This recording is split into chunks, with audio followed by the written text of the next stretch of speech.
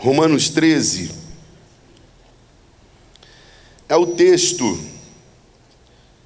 que essa juventude que sempre emociona a gente com seus eventos, né? Todo mundo está muito de parabéns. Escolheu para que nós pudéssemos nele basear as nossas reflexões, as ministrações desse congresso. Romanos capítulo 13.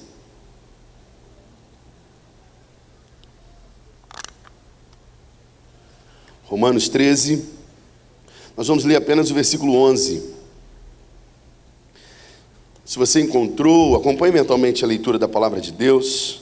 Ela nos fala assim: façam isso compreendendo o tempo em que vivemos.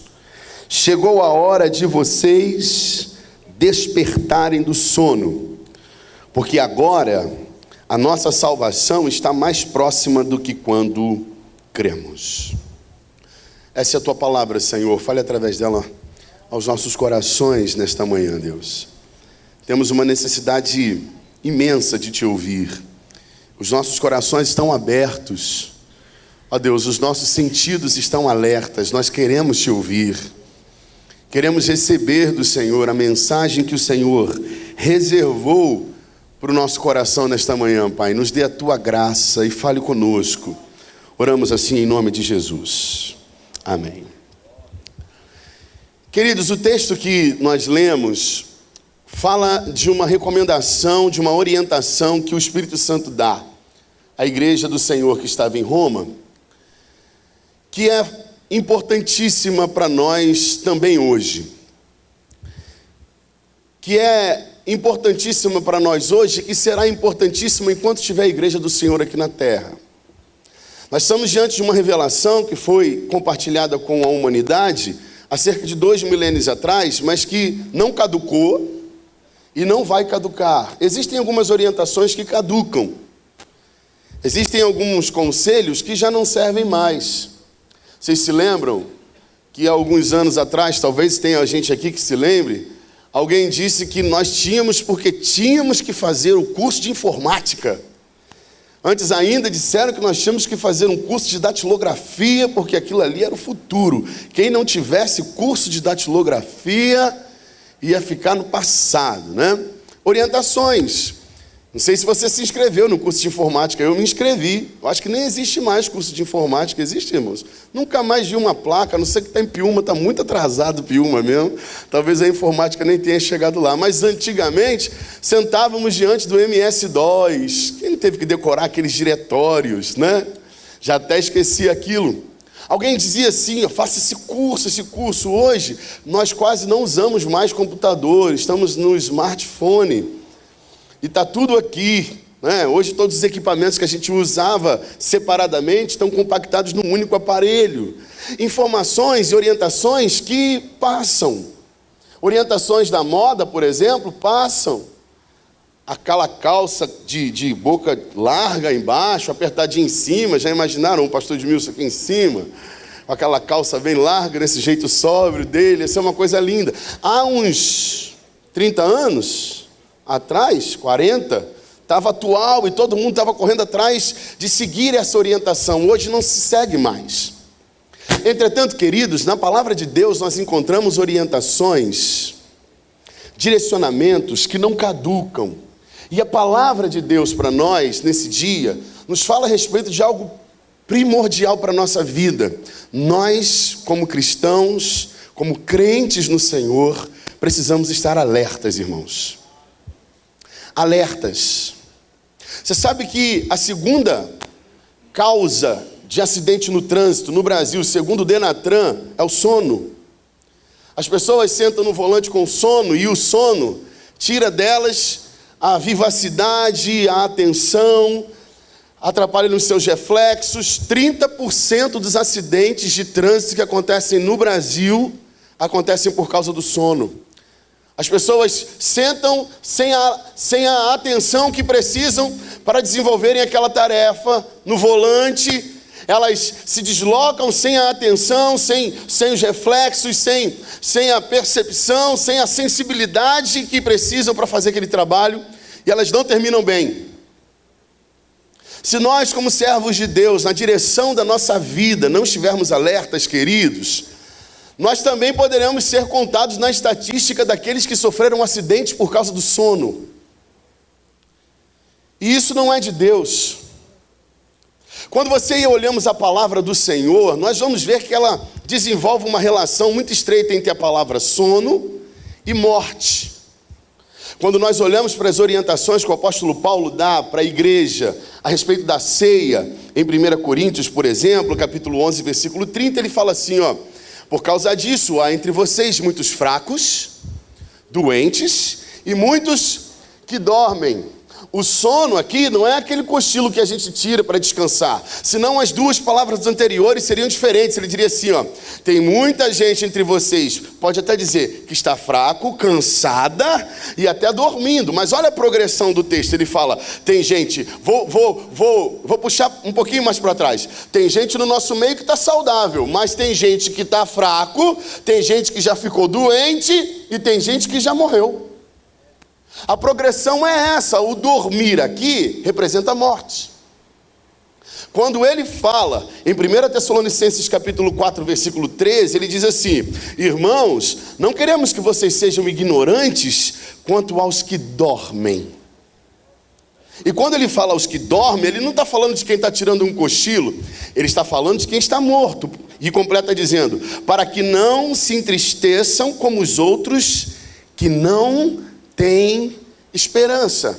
O apóstolo Paulo está orientando a gente a como se comportar diante da morte de alguém que a gente ama e que está no Senhor.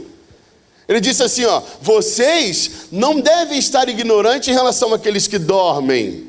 O pessoal lá fora se entristece e se desespera, mas vocês têm esperança.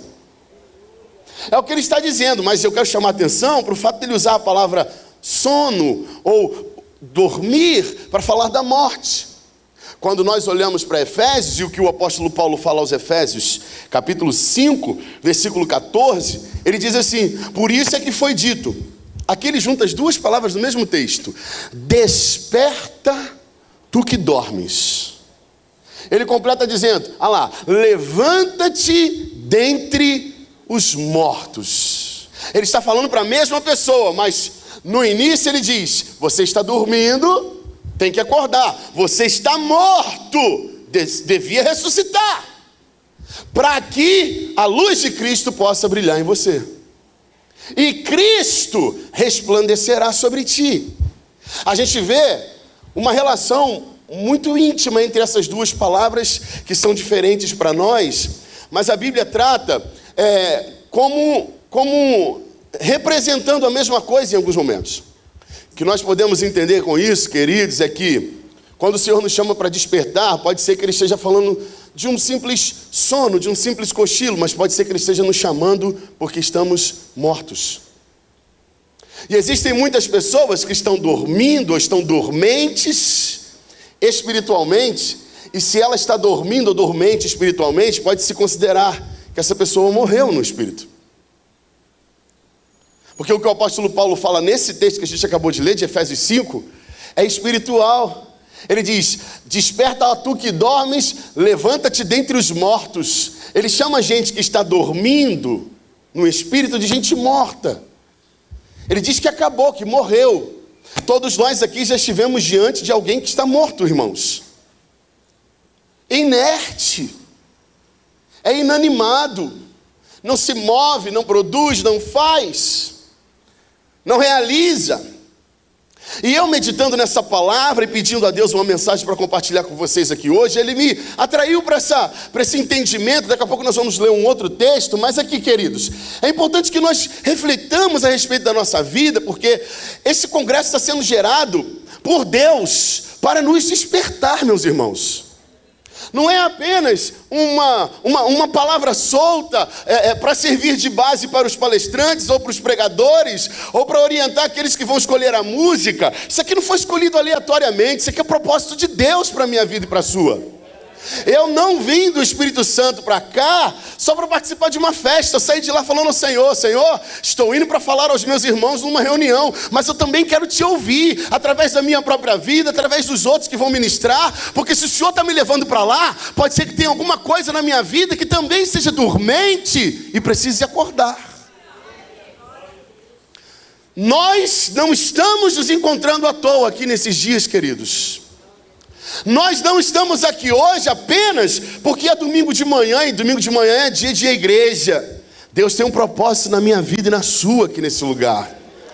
Deus tem um propósito e Ele vai cumprir se a gente deixar o propósito maravilhoso que Ele tem para a nossa vida. Se eu estou entendendo que o Senhor desenvolveu na sua palavra uma relação entre a palavra morte e a palavra sono, olha só o que João capítulo 10, versículo 10 diz para a gente. Esse texto fala do interesse de Satanás em relação à sua vida. E a palavra do Senhor diz assim: o ladrão vem para quê, gente? Ele vem para roubar, matar e destruir. Sabe o que eu entendi quando eu olhei isso aqui, refletindo sobre essa palavra? Quem está vivendo o sono espiritual, quem está morto espiritualmente, está na antessala da destruição. Porque a sequência é essa: ele rouba você, mas não se dá por satisfeito em te roubar. E esse texto aqui não está falando daquele trombadinha que arranca o cordão das pessoas na rua. Não está falando daquele cara que bate a sua carteira, que leva o seu relógio. Está falando daquele que vem para roubar a tua alegria.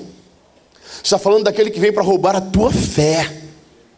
O apóstolo Paulo, ele tenta nos orientar a ter cuidado com isso, mandando-nos guardar a fé, dando o exemplo da sua própria vida. Ele disse assim, eu lutei o bom combate, eu acabei a minha carreira e eu guardei a minha fé. Se tem uma coisa que o inimigo tem tentado tirar da igreja, é a sua fé.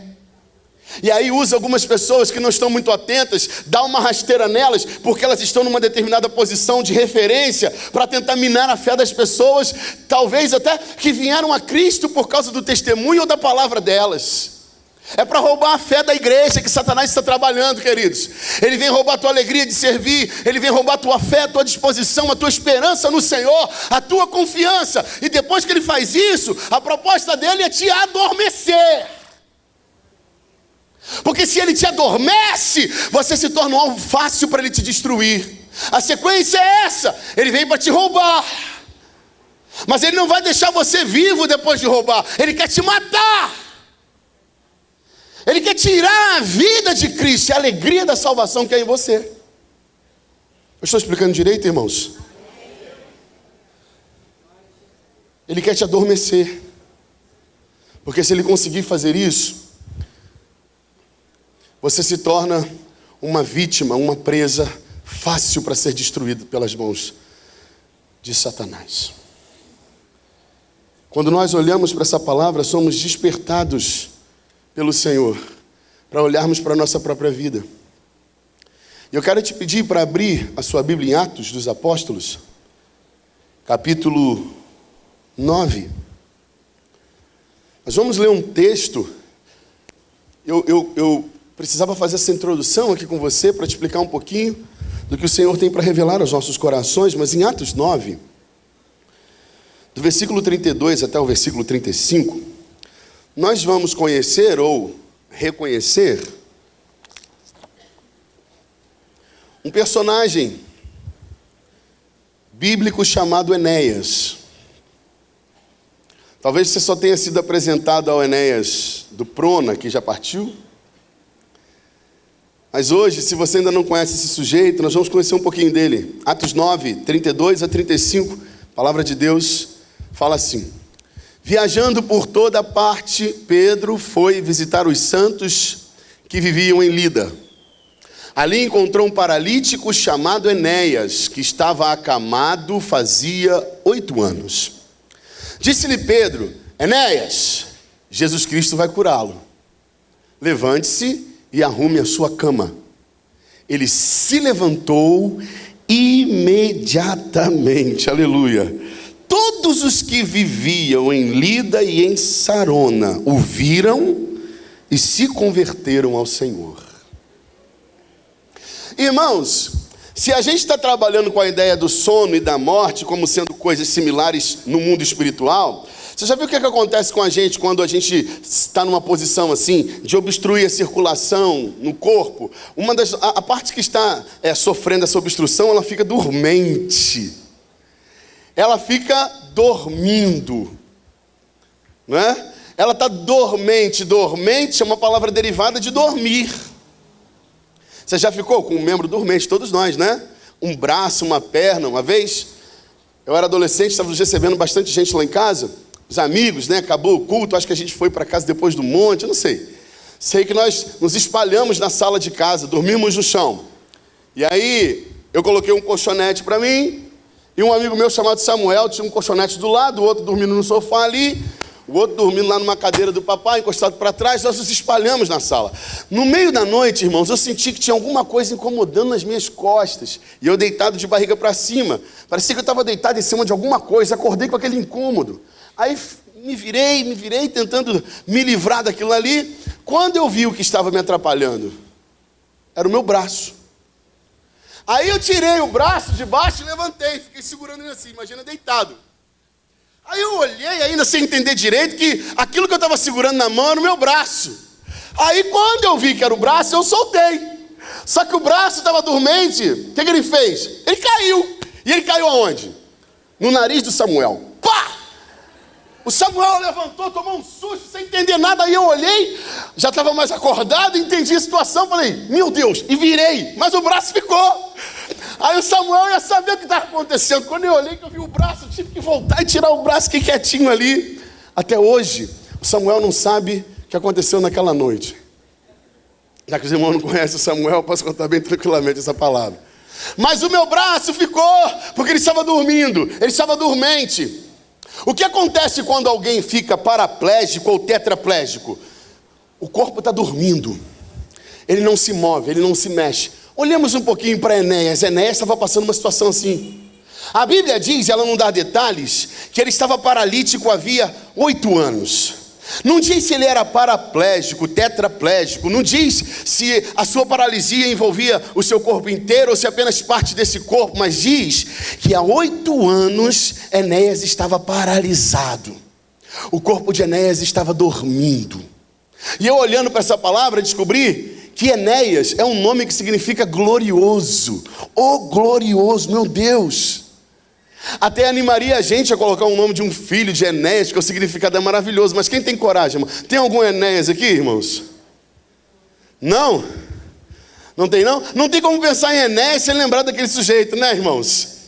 Aquele cara que tinha um tempo curtinho na propaganda, porque não dava muito tempo para o Prona, o partido político dele. Então ele criou um marketing, um jeito de se marcar na cabeça das pessoas. Vocês lembram do Enéas, irmãos? Morreu, né? Teve câncer, parece que teve que raspar a barba. Enéas, ele sentava na frente da TV e falava: vocês têm que votar em mim. Se vocês votarem em mim, eu vou resolver os problemas. Eu vou melhorar o Brasil. Esse Brasil está assim. Aí ele tinha um tempinho curtinho. Terminava como, irmãos? Meu nome é Enéas. Né? E Enéas gerou seguidores, porque todo mundo do Prona fala igual. Acho que o Prona acabou. Não sei mais do Prona. Nunca mais ouvi falar. Mas tinha uma mulher que chegava lá com aquela cara assim meio zumbi. Aí dizia assim, ó: eu vou ajudar a população, eu vou fazer tudo que vocês precisam, vote em mim. Meu nome é não, meu nome é Joana 56. Vamos dar um tema a essa mensagem para a gente não esquecer? Diga para o seu vizinho assim com uma voz bem poderosa: meu nome é Enéas. Isso.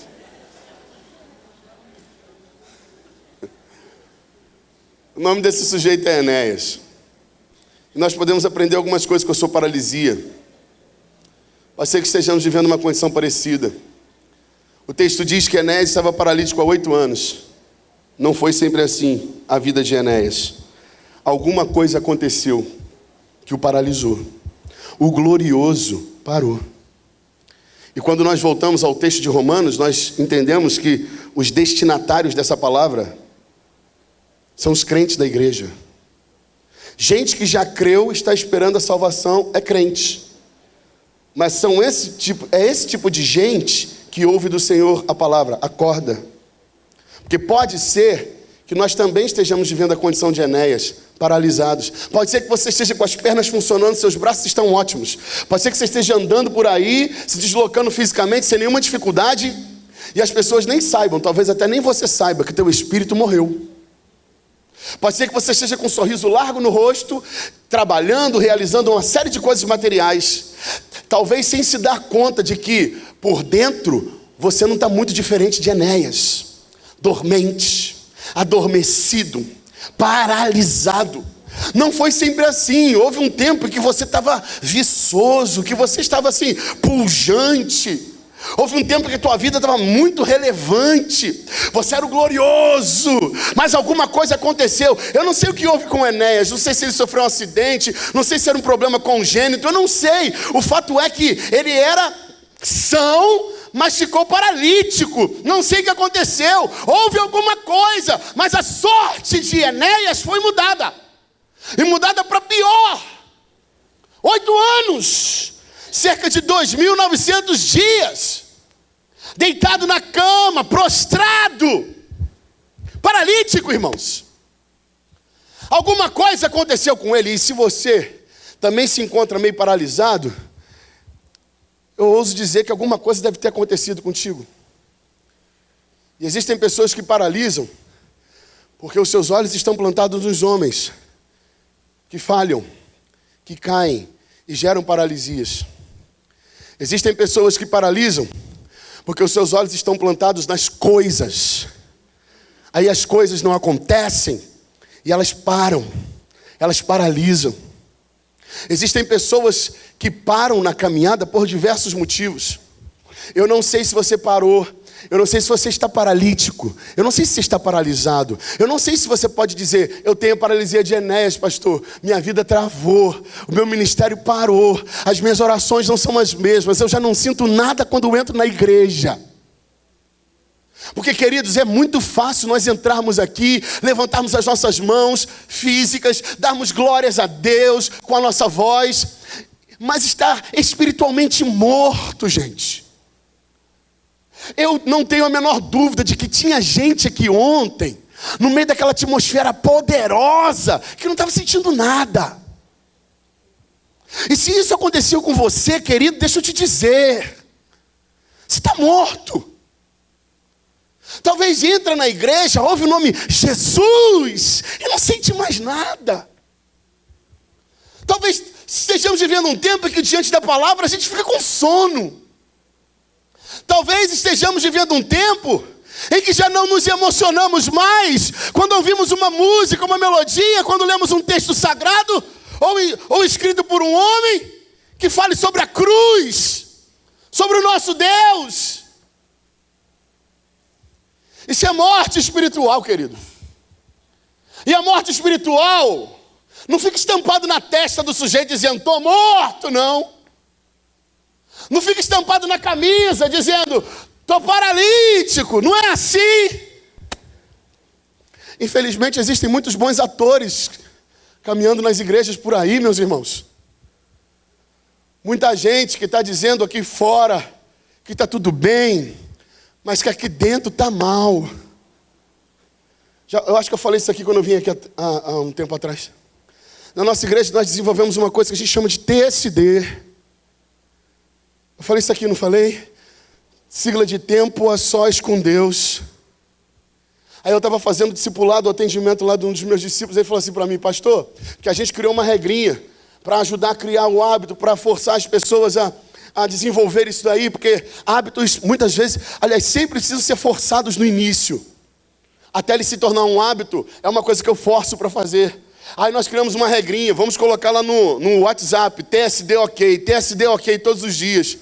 Aí eu estava atendendo um discípulo esses dias, ele falou: pastor, preciso confessar uma coisa ao senhor, que eu estava colocando TSD ok lá no grupo, mas não estava fazendo TSD coisa nenhuma. Eu estava com vergonha que todo mundo faz e eu não faço. E aí as pessoas iam perceber que o meu nome não aparece lá. E eu estou numa posição da igreja que não posso deixar expor que não faço TSD. Mas eu preciso confessar ao senhor, pastor, eu não estou gastando tempo com Deus. Eu preciso confessar ao senhor, pastor, eu quase não tenho lido a Bíblia. Eu não consigo gastar tempo de oração. Eu perdi o rumo do meu quarto secreto. Eu não sei mais fechar a porta e ficar só sozinho com meu Senhor. E esse irmão é um tremendo servo de Deus e é um pastor. Nenhum de nós está livre da palavra que o Senhor está revelando aos nossos corações nesse dia, meus irmãos.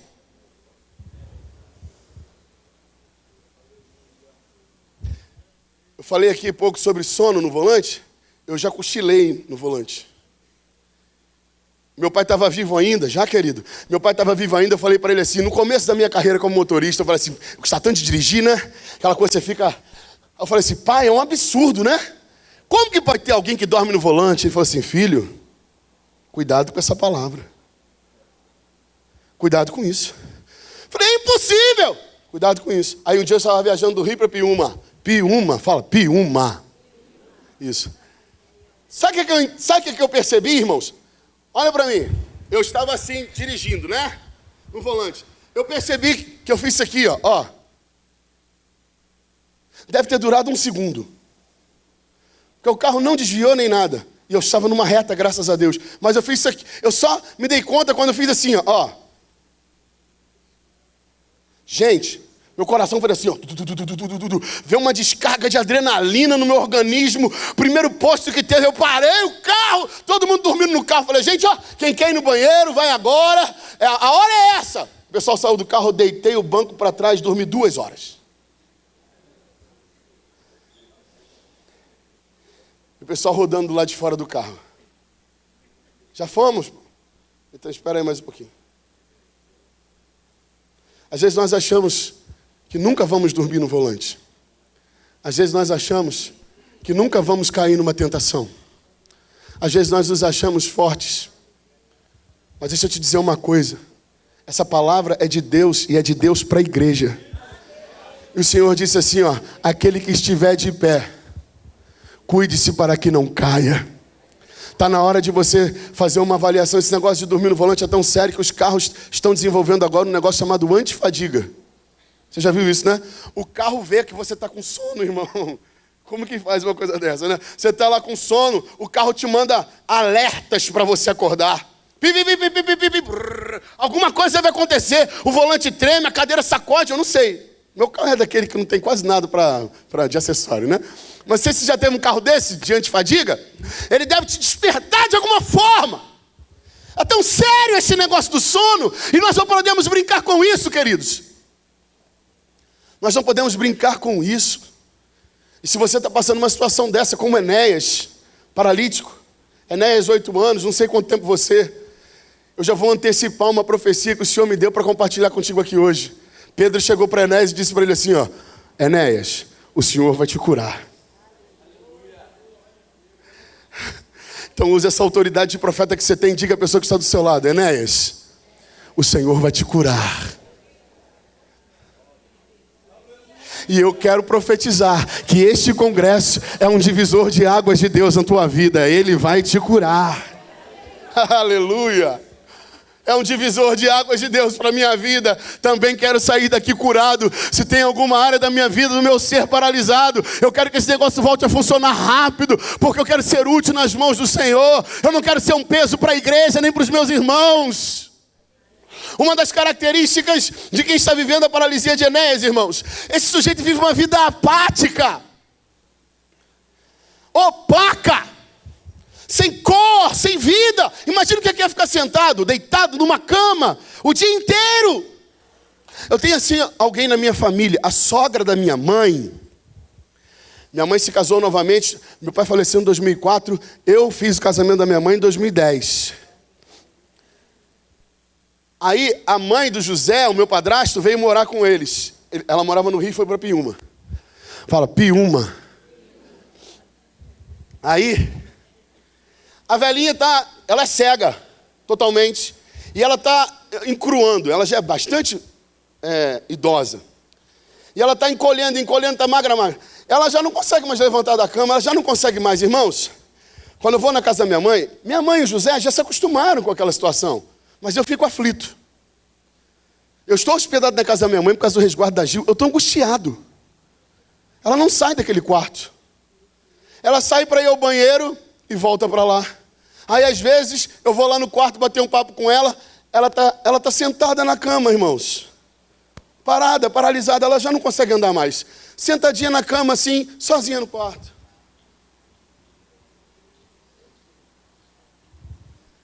Aí eu entro lá assim, oi, dona Severina. Aí ela, oi, meu filho. Sabe o que acontece, irmãos?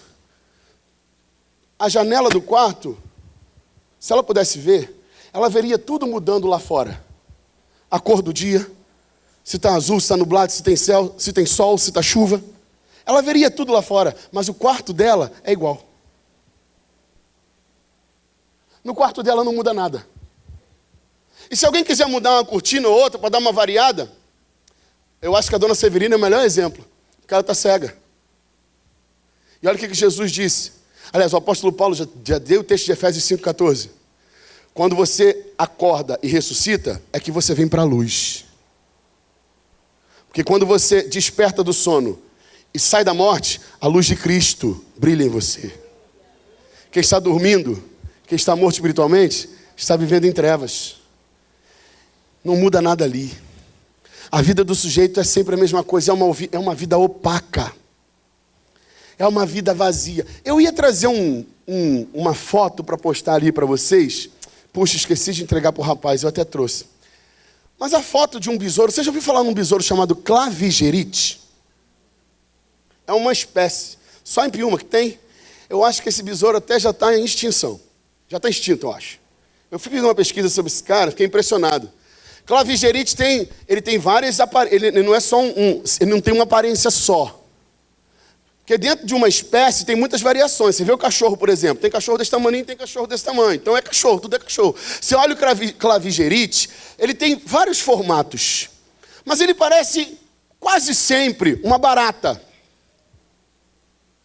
Ele não lembra em nada uma formiga. Mas esse besouro, grava o nome dele, clavigerite. Depois você pesquisa, você vai ficar impressionado. Clavigerite.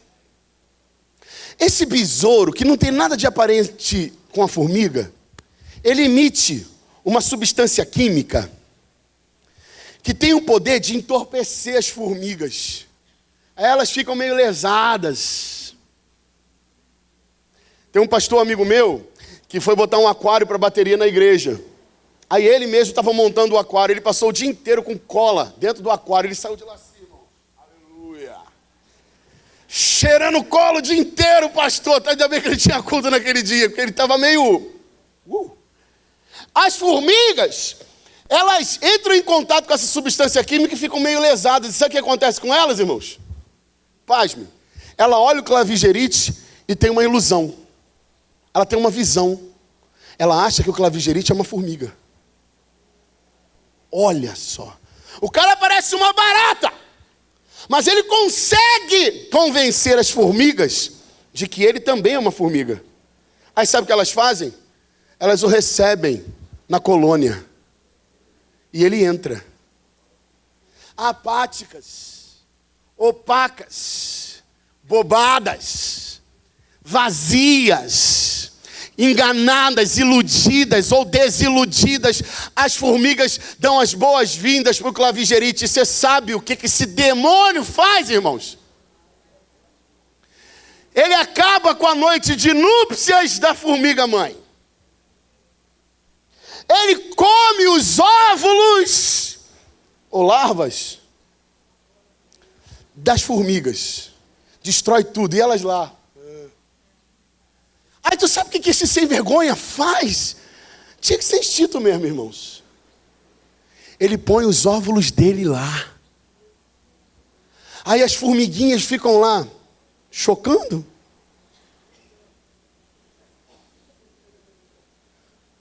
Formiga choca, irmão. Elas cuidam. Ficam lá cuidando dos ovinhos do clavigerite. Ele come tudo, deixa os ovinhos dele, sai. E elas ficam lá achando que estão chocando os ovinhos delas.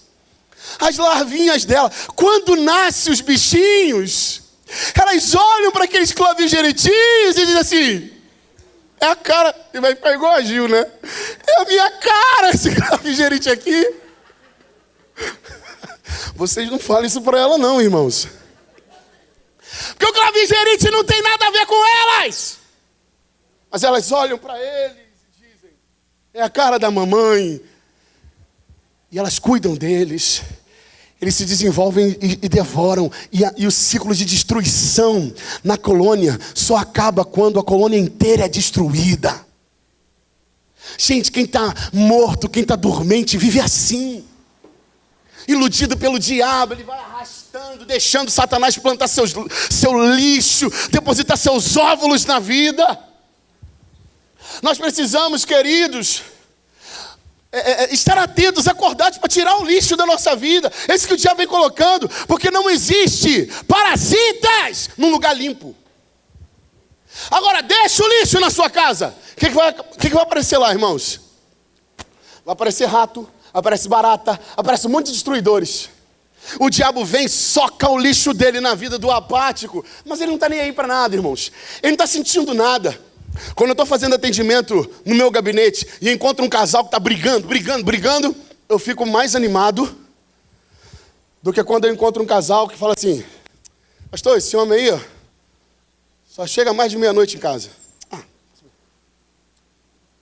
Por mim pode passar a noite lá fora. Pastor, essa mulher aí, ó, só com essa sainha curtinha, desfilando tudo por aí. Por mim, quando já está dizendo, quando já está, porque quando ele está brigando, ainda está assim, eu quero esse negócio, só não sei me expressar. Eu só não consigo me comunicar, mas eu não quero que isso aqui acabe. Agora, quando o sujeito faz assim, apático, vazio, desmotivado, está na antessala da destruição. Se isso não mudar, provavelmente os outros encontros vão ser para dizer, pastor, não tem mais não, divórcio. Pastor, não tem mais não, mundo. Pastor, não dá para mim. Está aqui minha carteirinha, está aqui o meu cargo. Vou embora. Gente que está dormindo, paralisado como Enéas, vive uma vida apática. Lesada, espiritualmente falando. Aí o diabo arma as arapucas dele, o cara nem consegue identificar mais as ciladas do diabo. Aí o Senhor dá aquela revelação poderosa, mas ela passa. Porque ele está dormente. Eu estou explicando isso aqui direito, irmãos? Deixa eu caminhar um pouquinho. Já para o final dessa palavra. Quem? Não ainda, irmãos. Não se iludam, não. Vou demorar mais um pouquinho aqui, tá bom? Quem está vivendo a paralisia de Enéas, quem está paralisado, ele vive uma vida sem conquistas. Você viu a biografia do Enéas, irmãos? Você viu? O texto fala assim, ó. Pedro chegou na casa de Enéas. Enéas estava 8 anos paralisado. Acabou. Não tem assim, ó. Enéas estava paralítico há 8 anos, mas casou. Enéas, mesmo paralítico, fez uma casa. Enéas, paralítico, mesmo assim, se formou. Construiu. Foi consagrado. Olha só o resumo da vida do cara. Resume-se a vida, 8 anos da vida de Enéas assim, ó. Parou. Sabe o que eu entendi? Quem está vivendo a apatia de Enéas, quem está vivendo a paralisia de Enéas, quem está morto como Enéas, irmãos, espiritualmente, não consegue produzir nada. Não consegue fazer as coisas. Não consegue dar continuidade à sua vida. Você se lembra do paralítico lá, que estava no tanque de Betesda? 38 anos, o carinha lá.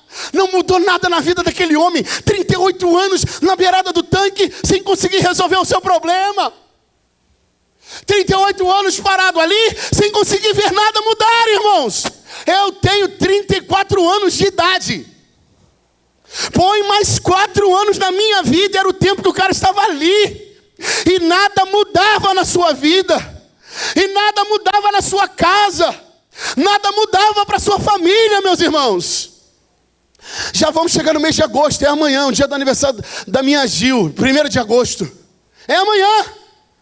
E desde o início do ano para cá, o que tem se cumprido na sua vida? O que você está vivendo? Quais são as mudanças que essas vindas e idas à igreja têm produzido na sua vida, meu irmão? O que acontece em volta de você, querido? Quando você ora, os céus se movem. Quando você ora, você vê os milagres. Você está em condições de dizer para os Enéas da vida o que Pedro disse? Enéas, relaxa, eu estou aqui, eu vou orar e Jesus Cristo vai te curar. Não produzimos, irmãos. Não conquistamos, queridos. Quando estamos paralisados, nós não conquistamos nada. Andamos se formos carregados, ou vivemos aos empurrões. Precisamos fazer um monte de coisa para conquistar o sujeito paralisado, porque ele tem que fazer muita força para se mover, e normalmente ele não consegue. Deixa eu andar aqui, ó. Terceira coisa que acontece quando o sujeito está paralisado. Tem alguém da saúde aqui? Uma enfermeira, um médico, alguém assiste, alguma coisa assim? Eu estou numa dúvida em relação a uma palavra. É escaras o nome daquelas feridas? Escaras, né? Sabe o que acontece com o sujeito que está paralisado, irmão? Que ele está deitado, que ele está prostrado, a pele não respira direito, não vê sol. Aí acontece o que, irmãos? Escaras. Começa a aparecer um monte de ferida no sujeito. Gente, você vê que as pessoas na igreja, porque estão nessa condição, são as magoadinhas da igreja. São as feridas. O sujeito está passando, se tem alguém rindo lá do outro lado, ele pensa assim, olha lá, porque ele está ferido, porque ele está parado, ele pensa assim, ó, está rindo de mim. Está vendo aquela irmã que está falando assim, ó? É de mim. Aí tudo que é ruim em volta da vida, ele absorve. Quando o sujeito está vivo, quando o sujeito está acordado com a luz de Deus, ele consegue sempre ver o melhor lado da história. Ele consegue sempre aprender alguma coisa com a crise. Ele consegue sempre descobrir uma revelação numa situação adversa que aconteceu. Ele tira sempre uma boa lição. Ele sempre aprende alguma coisa. Quando alguém faz uma piada dele e começa os outros a rirem, o iluminado ri junto. Ele está, irmãos, ele não é machucadinho, não é feridinho. Ele não acha que tudo que fala é uma piadinha para ele. Ele não acha que tudo que acontece é em torno dele. Mas você já reparou? Você já teve uma unha encravada, irmão? Nossa, Deus, as unhas dos meus dedões do pé encravam. Minha irmã é manicure e pedicure, agora ela está me ajudando, mas encravam à toa. Quando você tem um problema, uma ferida em alguma parte do seu corpo, você já reparou que todo mundo só encosta ali? Está com um problema no ombro? Aonde a pessoa vai te cumprimentar? E aí, irmão, tudo bem? Se está com alguma dificuldade, estão com furúnculo, é ali. Mas não é isso não, irmãos. É que aquela parte machucada é a mais sensível de você. Aí parece que todo mundo só encosta nela. Mas não é não, é porque ela está ferida. Encostam nas outras partes também, mas só que não faz diferença porque elas estão saudáveis. Mas onde está ferido, dói. E quem está com a paralisia de Enéas, e quem está com a vida paralisada, e quem está com o espírito morto, está cheio de feridas. E quanto mais o tempo passa, as experiências vão passando, as feridas vão aumentando. Quanto mais tempo prostrado nessa cama, mais doente e mais ferido você vai ficar. Mas o Senhor tem um bálsamo em Gileade, aleluia.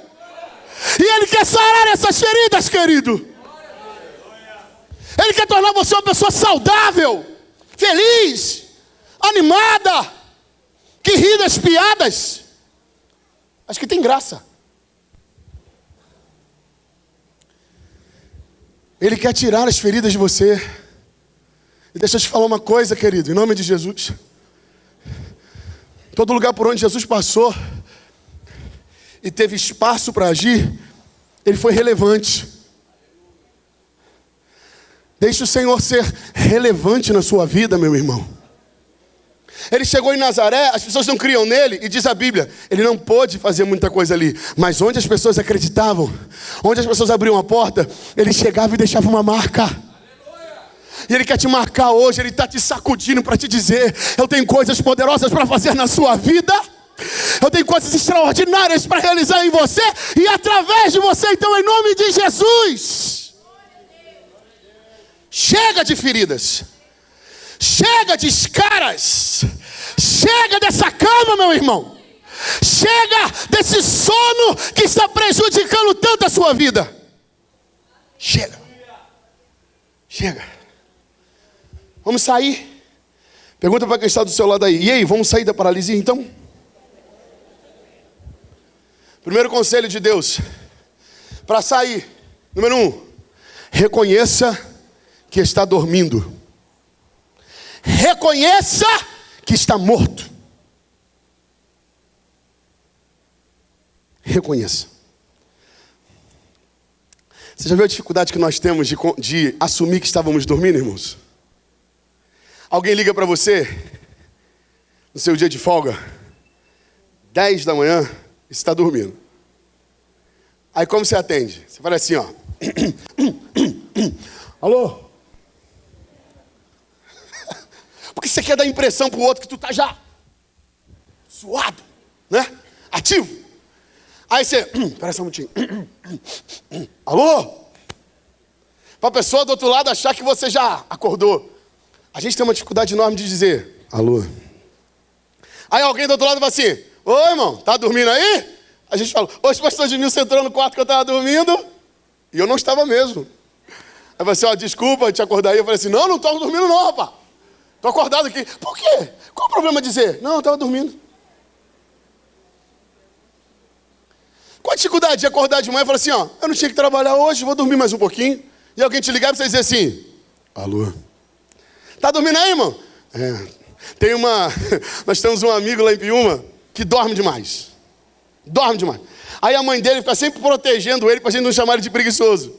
Aí quando você vai na porta dele chamar ele para alguma coisa, a mãe dele aparece na janela e fala assim, ó. Ô, fulano, Mateus está aí? Aí ela fala assim, ó. Mateus está descansando. Porque descansando parece mais suave do que Mateus está roncando aqui, ó. Está escangalhado ali, deitado, assim. Nem quer falar assim. Ela fala com toda a voz bem calminha. O Mateus está descansando. Tem gente que tem dificuldade de assumir que está dormindo. Aí disfarça a voz. Glória a Deus. Aí tem gente, muita gente com pijama na igreja. Aleluia. Disfarçando a voz. Falando os negócios, franzindo a cara.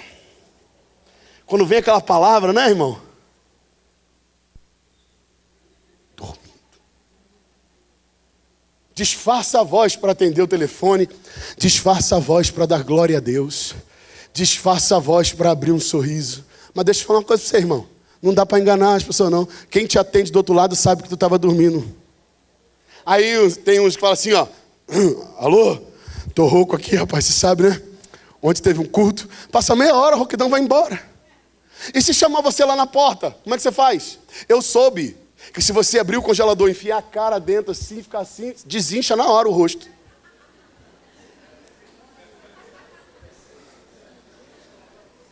Eles não põem gelo para tratar os negócios inchados?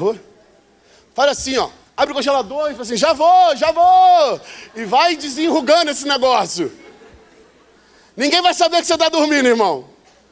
Ninguém vai saber. Mas deixa eu te dizer uma coisa. Você vai. E deixa eu te dizer outra coisa. Fingir que estava acordado não te ajuda em nada. E só tem um sujeito que se alegra com o teu sono e com a tua dificuldade de assumir que está dormindo. Aquele que veio para roubar. Porque se ele te mantém dormindo, você é uma presa fácil. Gente, até os mosquitos tiram onda com a gente quando a gente está dormindo, irmãos. Eles pousam no nosso rosto. Eles pousam no nosso nariz. Eles pousam em tudo quanto é canto, pousam na nossa mão.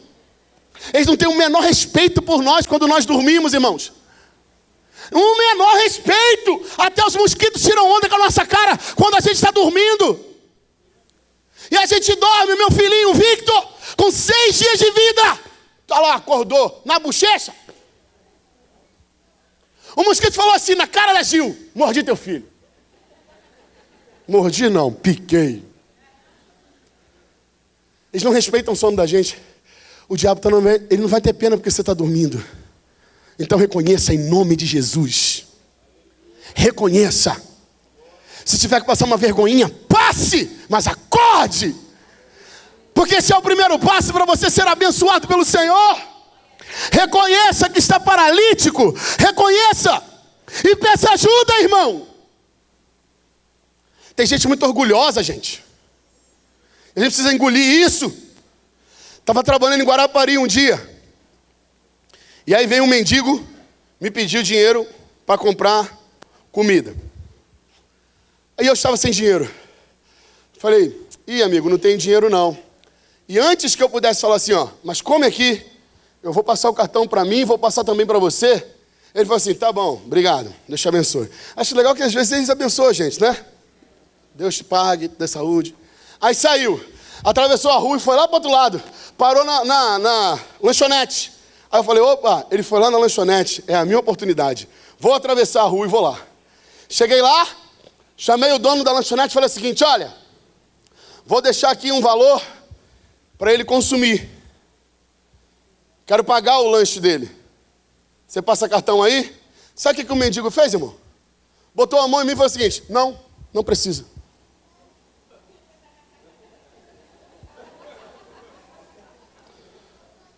Aí não.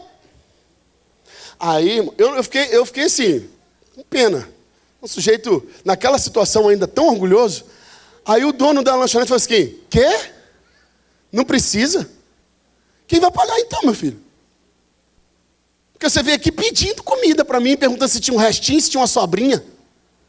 Aparece um sujeito querendo pagar teu lanche, você fala assim, morto de fome, mas o orgulho não deixa receber ajuda. Mortinho de fome, mas o orgulho não deixa. Aquele obrigado, aquele graças a Deus lá era o quê, irmão? Era só fingimento, queridos. Olha como é que estava aquele coração. Reconheça a sua necessidade, reconhecer as fraquezas, reconhecer as pendências. É coisa de gente que se identifica com Cristo, com Deus, porque Ele é humilde, meu irmão. E nós também precisamos ser. Então, em nome de Jesus, número 1, reconheça que você está paralítico. É a sua saída. Apocalipse 13:17 é uma palavra muito forte. Vai aparecer ali um telão para você. Diz assim a palavra, olha só. Você diz, eu estou rico, adquiri riquezas e não preciso de nada. Agora olha só. E não reconhece. E não, 3:17. E não reconhece, porém, que é miserável, digno de compaixão, pobre, cego e nu. Segunda coisa que você precisa fazer, querido, é tomar atitudes necessárias. Eu já citei esse texto algumas vezes nessa mensagem, mas olha Romanos 5,14. Levanta-te, desperta tu que dormes. Primeira orientação, acorda. Aí ele dá mais uma, levanta dentre os mortos.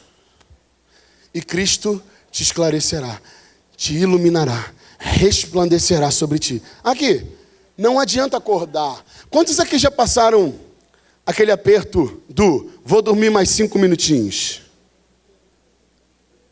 Você fala assim, só mais 5 minutinhos, passou 1 hora. Aí você sai correndo. Uma vez que você acorda, querido, tem que fazer o quê? Você tem que levantar. E olha que a atitude que o Senhor nos orienta hoje é essa. Desperta, tu que dormes. Levanta dentre os mortos. Nós precisamos tomar as atitudes, meus irmãos. Nós precisamos agir. Não é só ficar na teoria da mudança.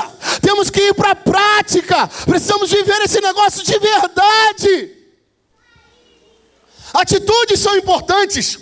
Deixa eu te mostrar uma coisa. Você se lembra o que aconteceu quando Jesus chegou, capítulo 11, versículo 34 de João? Jesus chega no vilarejo chamado Betânia, onde estava a família de Lázaro. E aí, Marta vem, bate um papo com ele, vai embora. Maria chega. E aí Jesus, conversando com ela, ela diz, olha, morreu. Está morto. Olha o que Jesus pergunta a ela. E o que vocês fizeram com o morto? Onde vocês colocaram ele? Que atitude vocês tomaram quando a morte chegou? Que atitude vocês tomaram quando o sono chegou? Porque ele trata a morte de Lázaro como um sono para os seus discípulos mais cedo. Ele diz assim, ó: o que vocês andaram fazendo quando morreram? Enterrei, Senhor. Desisti. Aí lá no versículo 39, ele dá mais uma orientação. Você enterrou? Enterrei. Então desenterra.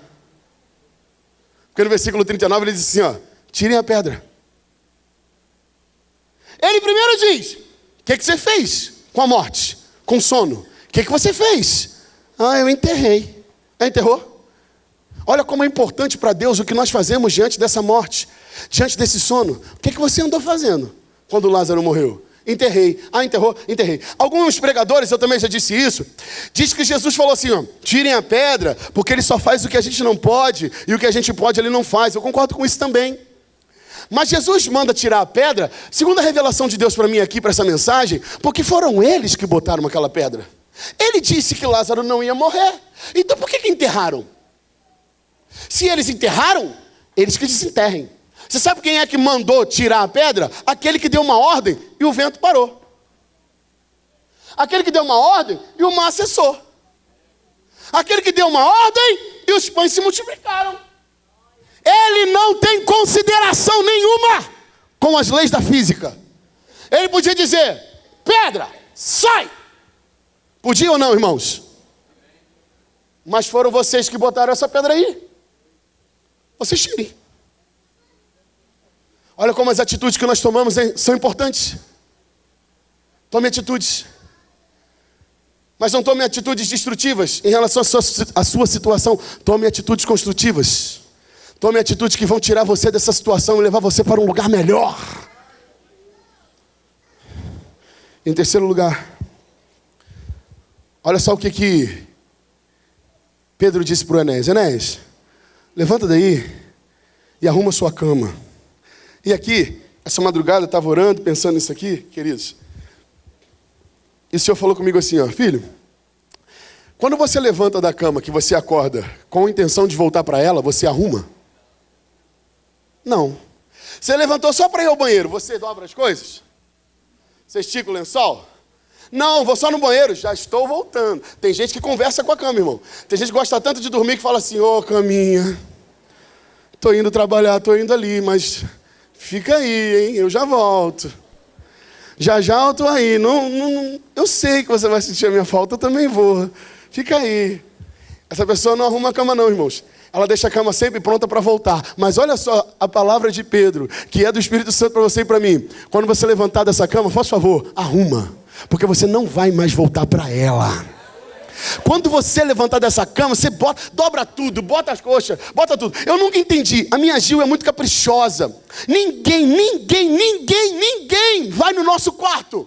Ninguém vai, só nós dois, irmãos. E ela passa meia hora esticando, dobrando, enfeitando você. Para que isso, mulher? Ninguém vai ver isso aqui. Aí ela fala assim, ó: eu vou ver. E a minha cama eu gosto bonita, arrumada.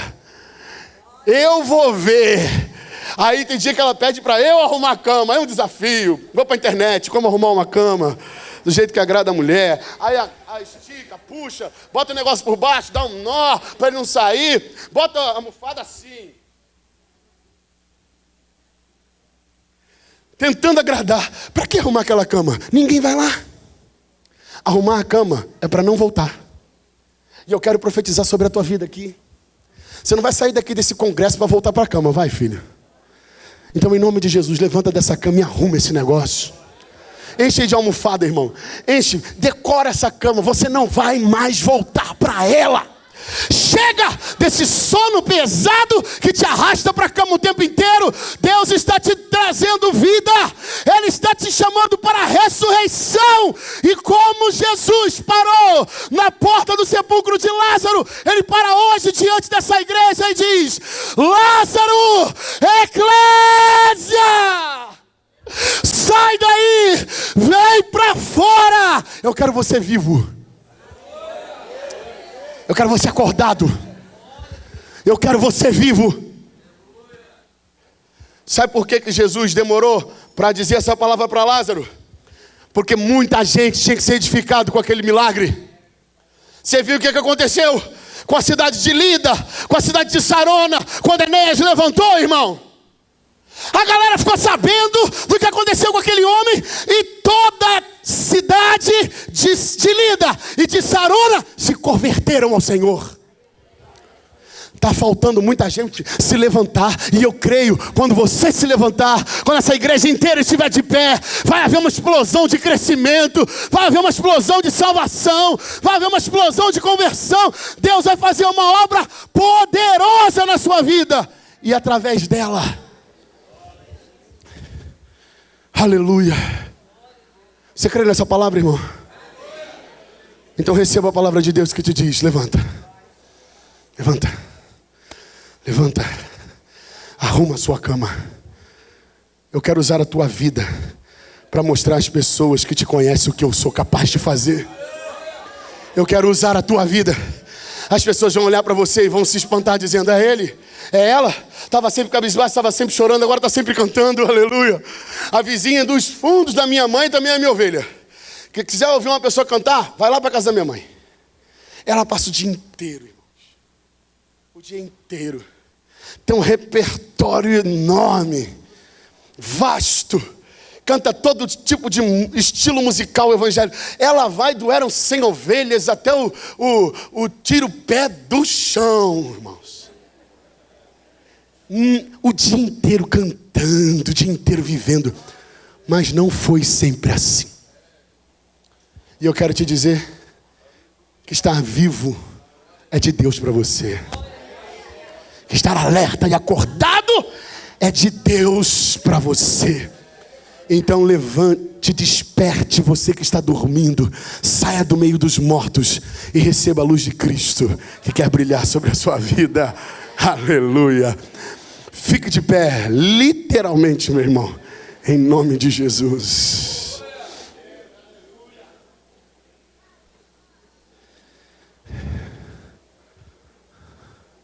Aleluia. Eu quero fazer uma oração para te abençoar. Eu acredito já, devo ter estourado meu prazo aqui, mas eu quero gastar um minutinho ainda fazendo uma oração por você. Eu vou te fazer uma proposta, que é o cumprimento da primeira atitude que nós precisamos ter, e da segunda, baseado nas lições que aprendemos nessa mensagem hoje. Você precisa reconhecer que está doente, que está morto. Você precisa reconhecer que está dormindo, e precisa tomar as atitudes certas. As atitudes para os outros momentos, você sabe quais são. As de agora é sair do seu lugar e dar um pulinho aqui na frente. Eu quero orar e abençoar você. Tem alguém que precisa ser despertado pelo Senhor ainda? Tem alguém que não está conseguindo viver a vida que Deus tem para ela? Dó. Isso é dó.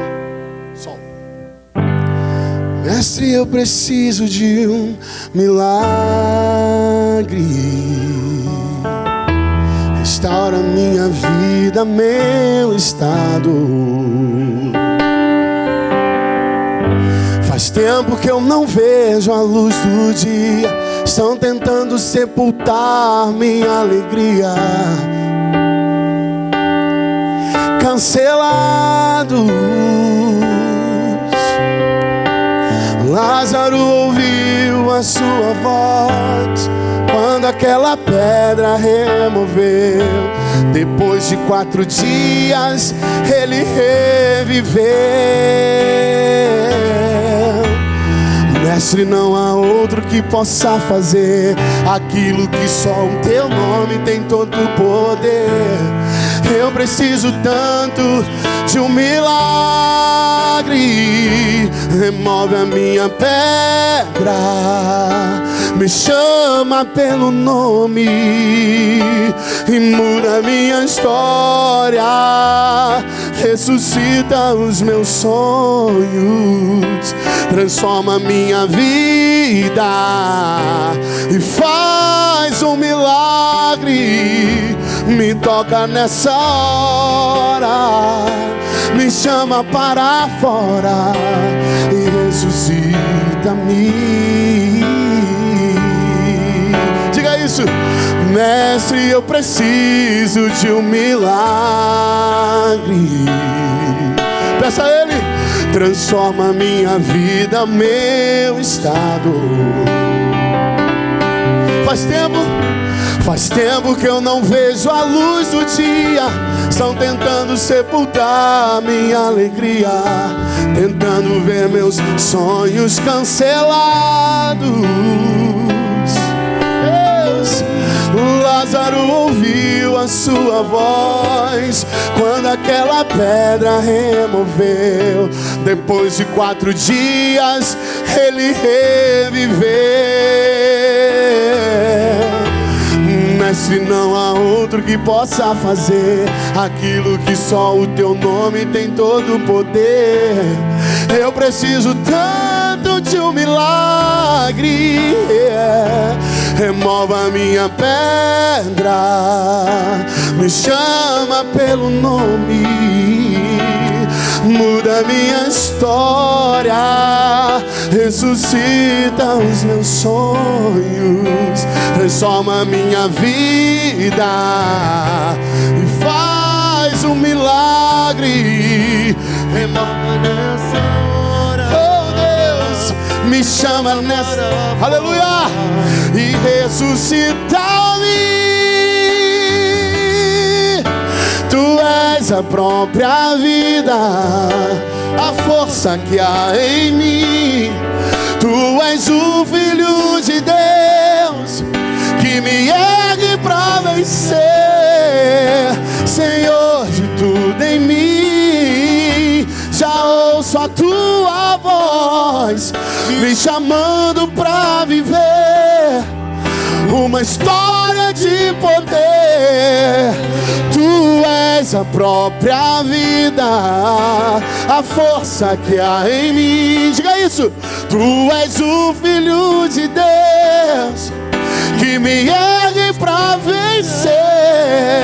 Senhor de tudo em mim, já ouço a tua voz me chamando pra viver uma história de poder. Remove a minha pé, Deus, em nome de Jesus. Oh Senhor, eu quero profetizar a ressurreição para essas vidas.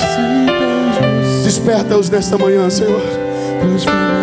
Desperta os teus filhos, Deus. Nós não somos atores, nós não somos teóricos da fé. Nós acreditamos no poder do Senhor. Nós acreditamos no poder do Senhor, aleluia.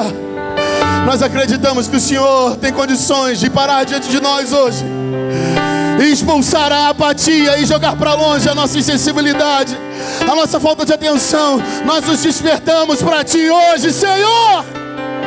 Nós acordamos para Ti hoje, Deus. Oh, Deus, nós queremos arrumar a nossa cama. Nós não vamos voltar para ela, Senhor.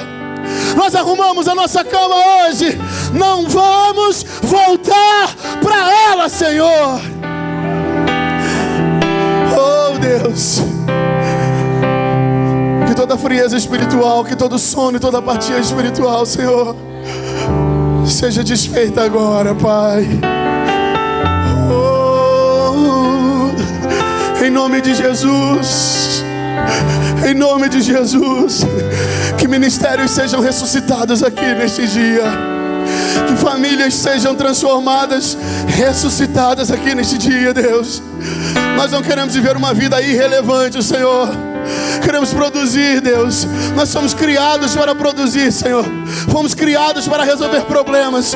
Então nos use, Deus. Desperta-nos, meu Salvador, em nome de Jesus. E através de nós, que a nossa Lida seja salva ao Senhor, que a nossa Sarona seja salva ao Senhor, que a nossa família seja salva ao Senhor, Que a tua glória resplandeça sobre a vida dessa congregação, desses irmãos, que eles sejam cheios do Espírito Santo, daquela lamparina acesa, viva, acordada, que tem óleo, que tem azeite de reserva, para se manter em pé na noite escura, na noite fria, na adversidade. Em nome de Jesus. Em nome de Jesus. Em nome de Jesus. Desperta a tua igreja, Senhor. Desperta a tua igreja, Senhor. Ajude-nos a ter uma vida triunfante, Senhor. Aleluia. Aleluia. Aleluia. Me toca nessa hora,